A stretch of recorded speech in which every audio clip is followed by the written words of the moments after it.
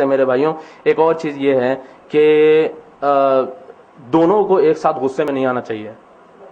اگر ایک غصے میں ہے تو دوسرے کو چاہیے کہ وہ اپنا غصہ دبا لے, اور یہاں پہ ایگو کا تھوڑا پرابلم ہوتا ہے, ایگو کو دبانا پڑتا ہے. اگر کسی کو غصہ آ رہا ہے, ظاہر سی بات ہے انسانی فطرت ہے, غصہ آتا ہے تو دوسرے کو اپنا غصہ دبا لینا چاہیے. اگر شوہر کو آ رہا ہے تو بیوی کو دبانا چاہیے, بیوی کو آ رہا ہے تو شوہر کو دبانا چاہیے. حضرت عمر رضی اللہ تعالیٰ عنہ جب خلیفہ تھے, خلیفہ حضرت عمر رضی اللہ عنہ, ایسے شخص جن کے بارے میں آتا ہے کہ شیطان رستہ چھوڑ کے بھاگ جاتا تھا, ایسے شخص جن کا ہاتھ ہمیشہ میان کے اوپر رہتا تھا تلوار کی, ایسے دمدار شخص جب پورے دن کا کام, خلافت کا جو رسپانسبلٹیز ہوتی تھی وہ سب کمپلیٹ کر کے جب اپنے گھر گئے تو ان کی بیوی جو ہے نا ان پہ چلانے لگے, کمر پہ ہاتھ کس کے ٹھہر گئے. تو حضرت عمر رضی اللہ تعالیٰ عنہ جو ہے نا جھاڑو مار رہے تھے آنگن میں, تو ایک صحابی گئے اپنی بیوی کی شکایت لے کے, میری بیوی بہت ستا رہے بول کے. عمر رضی اللہ تعالیٰ عنہ خلیفہ تھے تو شکایت کرنے گئے, دیکھے کہ ان کی بیوی خود ان پہ چلا رہے ہیں اور وہ بیچارے جھاڑو مار رہے ہیں.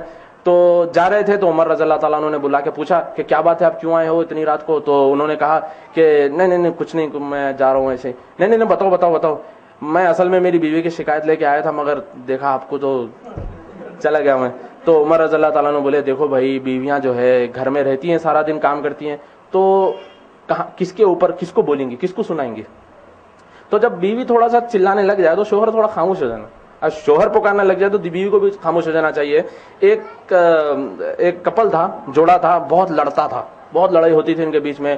تو بیوی جو ہے نا حکیم صاحب کے پاس گئے, حکیم صاحب کو جا کے بولے کہ حکیم صاحب کچھ ایسی دوا دیجیے, کچھ ایسا ٹیبلٹ دیجیے, کچھ ایسی چیز دیجیے, ہمارے شوہر کو بہت غصہ آتا, بہت ڈانٹتے رہتے. تو حکیم صاحب بولے کہ یہ گولی ہے, یہ ٹیبلٹ ہے, جیسا آپ کے شوہر آتے نا آپ اپنے منہ میں رکھ لو. تو جیسا شوہر آ کے چلانا شروع کرتا, یہ بیوی اپنے منہ میں ٹیبلٹ رکھ لیتی تھی اور یہ کچھ بول بھی نہیں پاتی تھی. اس کے بعد شوہر پکار کے چلے جاتا تھا. پھر جا کے بولی حکیم صاحب کیا دوا دیا, زبردست دوا دیا. اس کے پیچھے حکمت کیا تھی؟ دوا کچھ نہیں تھی, بس اس کو منہ بند کرنا تھا.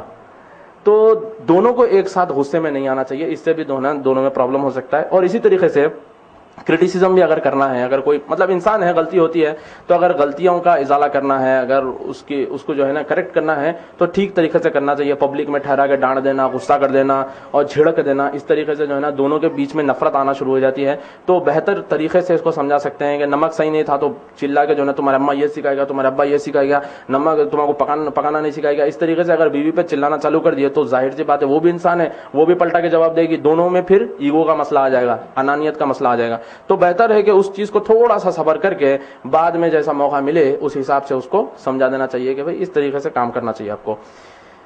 بہرحال ایک اور چیز یہ ہے میرے بھائیوں کہ کبھی بھی شادی شدہ زندگی میں پرانی غلطیوں کو نکال کے اس پہ بحث کر لیتے نہیں بیٹھنا. جیسا بولتے ہیں نا پرانی کرچن کھروچ لیتے نہیں بیٹھنا.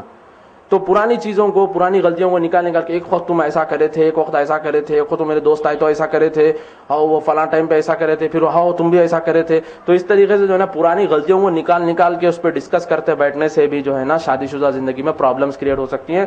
شیطان کو آسان موقع مل جاتا ہے دونوں کے بیچ میں تفرقہ ڈالنے کا. اور اسی طریقے سے میرے بھائیوں ایک اور بات یہ ہے